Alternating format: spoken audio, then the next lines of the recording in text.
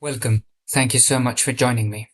Consider two scenes. In the first, a person sits motionless in front of a screen for 8 consecutive hours, fully absorbed, undistracted, immune to hunger, fatigue, or passage of time.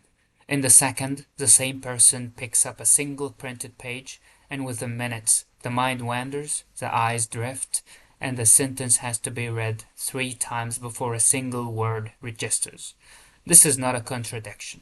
It is a window into one of the most precise and well-documented mechanisms in modern neuroscience, and understanding it changes the way you think about focus itself.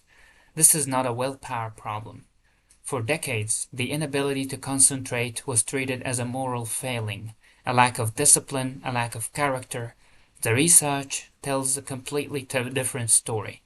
Attention is not a virtue you either possess or lack. It is a biochemical process, governed largely by a single neurotransmitter, which is dopamine. And dopamine doesn't respond equally to all forms of stimulation. It responds specifically and measurably to unpredictability, to reward that arrives on a variable, unpredictable schedule than a fixed one.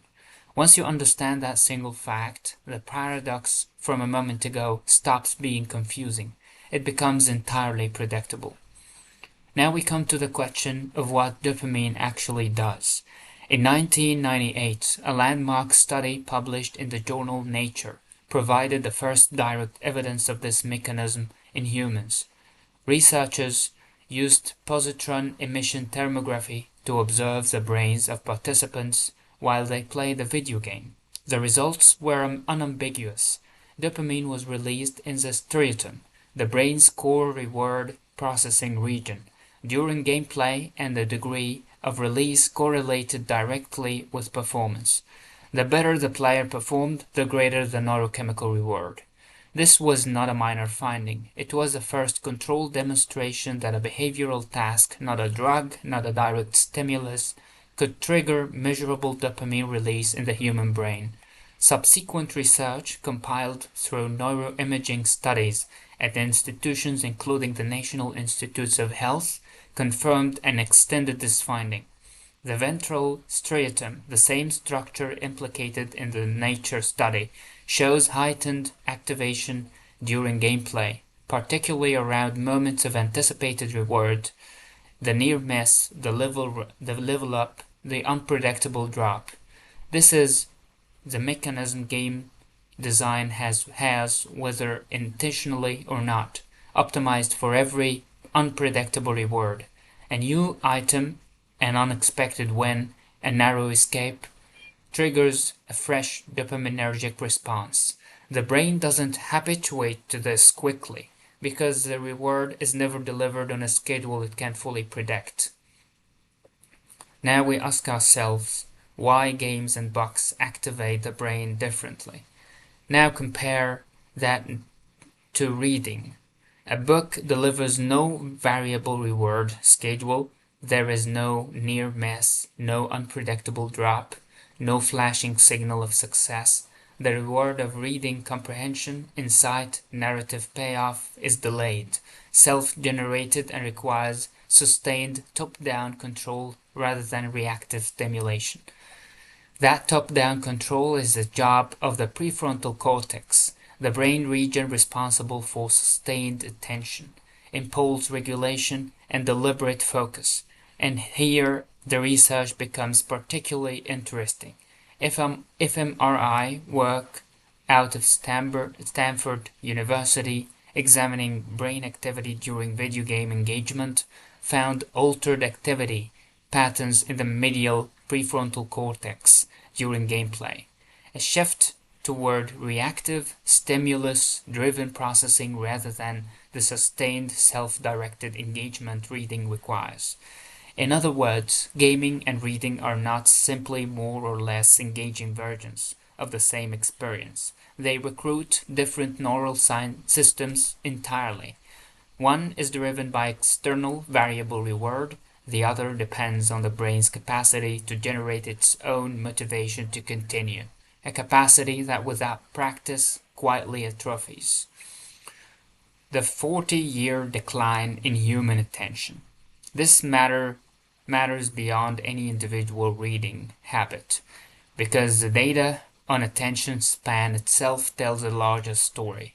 Gloria Mock, a researcher at the University of California, Irvine, has tracked sustained attention span longitudinally for over 2 decades. When she began measuring in 2004, the average sustained attention span on a single screen task was approximately 2.5 minutes.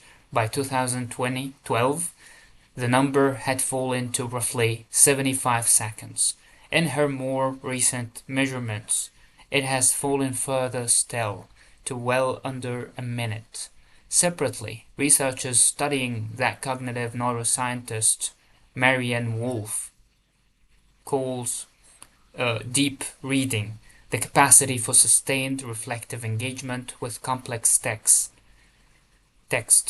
have documented a parallel erosion. Deep reading is not simply decoding words on a page, it is a learned neurological capacity, built through sustained practice, and like any trained capacity, it weakens without use. The two trends are not coincidental. They are the same mechanism observed from two different angles. A nervous system increasingly calibrated for variable high-frequency reward and decreasingly practiced at sustaining attention without it. What the evidence says about reclaiming focus. Here is the encouraging part of this research. None of this is fixed biology. The same neuroplasticity that allows the brain to adapt toward reactive, fragmented attention allows it to adapt back. The evidence points toward three consistent principles. First, sustained attention is trainable, but only through activities that demand it, not through activities that reward its absence. Second, the transition back to deep focus is not comfortable. The early stages of sustained reading or deep work will feel effortful, precisely because the dopaminergic reward has been removed. That discomfort is not a sign of failure. It is the expected signature of a system recalibrating. Third, and most importantly, the goal is not to eliminate stimulation entirely, but to rebuild the brain's tolerance for delayed, self-generated reward, the exact capacity that sustained reading, deep work, and complex problem-solving all require. This is not a discipline problem to be solved through willpower alone. It is a neurochemical pattern that responds to structured, repeated practice, the same way other trainable biological system does. The person who can sit through 8 hours of gameplay and the person who can't finish a single page are not two different people. They are the same brain, shaped by which circuits it has been asked to use, and which ones it has not. The research is clear on one final point. Attention is not something you either have or lack. It is something you train, or something you let atrophy. The choice and the evidence are both available to you now.